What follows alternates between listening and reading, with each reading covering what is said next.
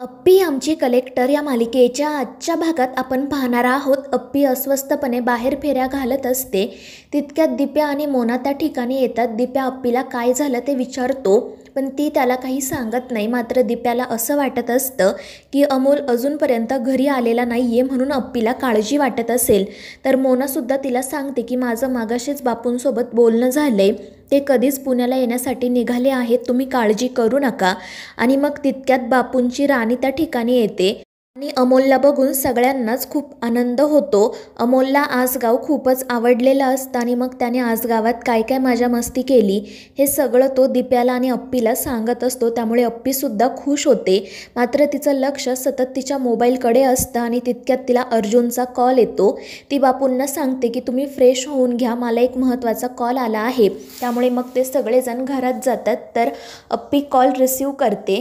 ती अर्जुनला काम झालं आहे की नाही त्याबद्दल विचारते. तर अर्जुन सांगतो की मॅडम आम्ही त्या ठिकाणी धाड टाकली, मात्र तो मॉन्टी सातव आमच्या हातून निसटला. आणि ते ऐकून अप्पीला धक्काच बसतो. ती विचारते की हे कसं काय झालं आणि त्यावर अर्जुन तिला घडलेला सगळा प्रकार सांगतो आणि सगळ्या प्रकाराची जबाबदारीसुद्धा स्वतःवर घेतो आणि अप्पीची माफीसुद्धा मागतो.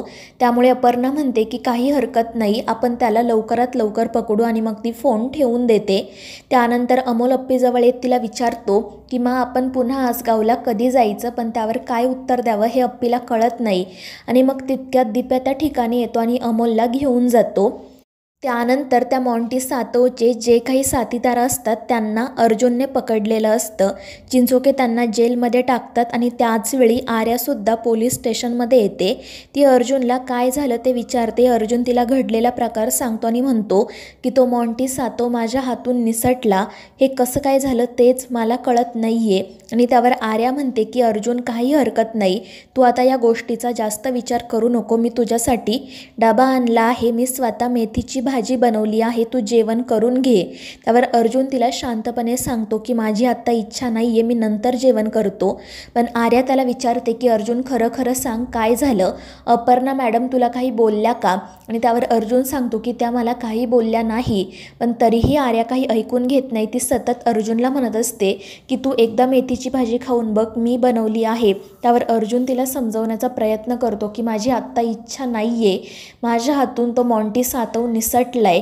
पण तरीही आर्या ऐकत नाही आणि मग त्यामुळे अर्जुन तिच्यावर मोठ्याने ओरडतो आणि तिला म्हणतो की तुला काही कळतं की नाही, इथे पुण्यामध्ये ड्रग्ज आणणारा तो मॉन्टी सातव माझ्या हातून निसटला आहे आणि त्याने आधीच अप्पीला मारण्याची धमकी दिली होती. त्यामुळे जर तिला काही झालं तर त्याची जबाबदारीसुद्धा माझ्यावर येईल, मला खूप टेन्शन आहे. आणि तो तिथून निघून जातो. तर अर्जुनच्या अशा बोलण्यामुळे आर्या दुखावली जाते.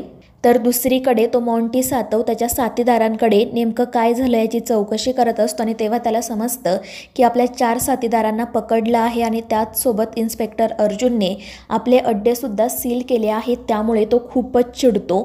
तर दुसऱ्या दिवशी सकाळी रुपाली सगळ्यांसाठी नाश्ता बनवते, मात्र अर्जुन आलेला नसतो. रुपाली स्वप्नीलला आणि कदमांना सांगते की काल रात्रीसुद्धा भाऊजी उशिरा आले, त्यांचं नेमकं काय सुरू आहे तेच कळत नाही, जेव्हापासून त्यांनी ती केस हातात घेतली आहे ना तेव्हापासून काहीतरी वेगळंच चालू आहे. आणि त्यावेळी स्वप्नील तिला सांगतो की अर्जुन पोलीस आहे म्हटल्यावर हे सगळं होणारच.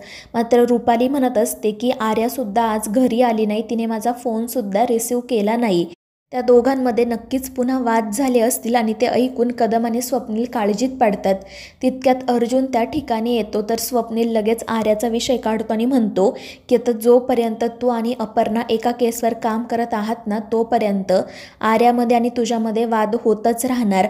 आणि त्यावेळी अर्जुन म्हणतो की मला आत्ता या विषयावर काही बोलायचं नाही. पण स्वप्नील ऐकत नाही. तो पुन्हा पुन्हा अर्जुनला आर्या आणि अप्पीबद्दलच विचारत असतो आणि त्यामुळे अर्जुन चिडतो आणि तो नाश्ता न करताच तेथून निघून जातो. तर स्वप्नील कदमांना सांगतो की आता तुम्हीच अर्जुनसोबत बोला, त्याला कोणीतरी समजावून सांगण्याची गरज आहे. मात्र कदमांना काळजी वाटत असते की अर्जुनच्या मनात नेमकं काय आहे, त्याला खरंच लग्न करायचं आहे की नाही. दुसरीकडे अमोलने त्याच्या मित्रमैत्रिणींना घरी बोलावलेले असते आणि तो त्यांना सांगत असतो की मला माझ्या आईबाबांना सांगायचं आहे की तुम्हीच माझे आईबाबा आहात आणि त्यासाठी मला काहीतरी छान प्लॅन करायचा आहे. मग ते सगळेजण त्यांना हे कसं सांगता येईल यासाठी कोणता प्लॅन करायचा याचाच विचार करत असतात. आणि मग त्यानंतर अमोलची मैत्रीण म्हणते की तू तुझ्या आईबाबांना आसगावला घेऊन जा आणि तिथेच त्यांना सांग. त्यावर अमोल म्हणतो की ही आयडिया एकदम मस्त आहे, पण मी त्यांना आसगावला कसा काय घेऊन जाणार, कारण आपलं तर ते काही ऐकणार नाही. आणि त्यावेळी त्याची मैत्रीण म्हणते की आपल्या ग्रुपमध्ये कोणीतरी मोठी व्यक्ती हवी. आणि तितक्यात दिप्या त्या ठिकाणी येतो. त्यामुळे अमोल खुश होतो आणि तो लगेच दिप्याच्या पाठोपाठ जातो. दिप्या त्याला विचारत असतो की काय झालं भाचे सरकार, आज तुम्ही आम्हाला एवढी लाडीगोडी का लावताय. आणि त्यावेळी अमोल त्याला म्हणतो की मामा मला तुला एक गोष्ट सांगायची आहे.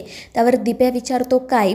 तर अमोल त्याला सांगतो की मामा मला माहिती आहे माझे बाबा कोण आहेत ते.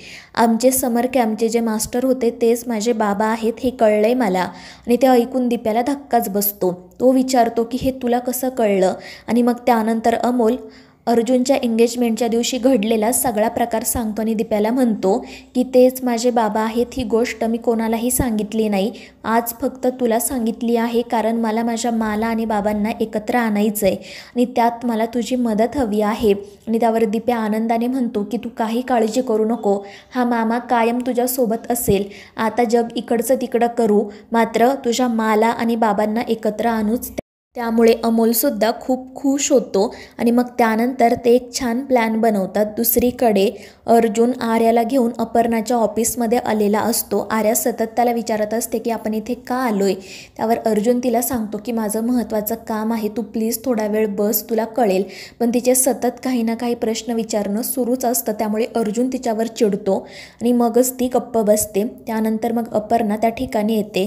अर्जुन तिला काल रात्री घडलेला सगळा प्रकार सांगतो आणि त्याचसोबत तो मॉन्टी सातव निसटला याची जबाबदारीसुद्धा स्वतःवर घेतो. त्यावर अपर्णा म्हणते की काही हरकत नाही, आपण लवकरात लवकर त्याला पकडू, माझा तुमच्या टीमवर विश्वास आहे. आणि मग त्यानंतर अर्जुन अपर्णाला सांगतो की मॅडम आपण सापाच्या शेपटीवर पाय दिला आहे. आत्तापर्यंत आपण कोणतीही कारवाई केली नव्हती, पण तरीही आपल्याला धमकीचे पत्र येत होते. आता तर आपण त्या मॉन्टी सातवच्या अड्ड्यांना सील केले, त्याचे साथीदारसुद्धा ताब्यात घेतलेत. त्यामुळे आता तो नक्कीच काही ना काही करणार आणि त्यामुळे तुम्ही तुमची सुरक्षा वाढवावी असं मला वाटतं. मात्र अप्पी म्हणत असते की त्याची काही गरज नाही, एवढी सुरक्षा मला पुरेशी आहे. अर्जुन तिला एकदा दोनदा समजवण्याचा प्रयत्न करतो पण ती ऐकत नाही. त्यामुळे अर्जुन मोठ्याने अप्पी असं ओरडतो आणि त्यामुळे मग अपर्णा म्हणते की ठीक आहे, माझ्या सुरक्षेसाठी तुम्हाला जी काही पावलं उचलायची असतील ती तुम्ही उचला, माझी परवानगी आहे. त्यामुळे मग अर्जुन तिचे आभार मानतो आणि तेथून निघून जातो. तर दुसरीकडे अमोल देवाकडे त्याच्या मा आणि बाबांना एकत्र कसं आणायचं याची काहीतरी आयडिया दे म्हणून प्रार्थना करत असतो. आणि मग त्यानंतर त्याला एक आयडिया सुचते आणि तो देवाचे आभार मानत म्हणतो की विठ्ठला, तू जसा पुंडलिकासाठी धावून गेला तसंच माझ्यासाठी सुद्धा धावून ये.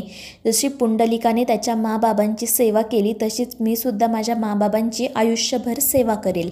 तर मित्रांनो, या मालिकेच्या पुढील भागांच्या अपडेटसाठी आपल्या चॅनेलला सबस्क्राईब करा.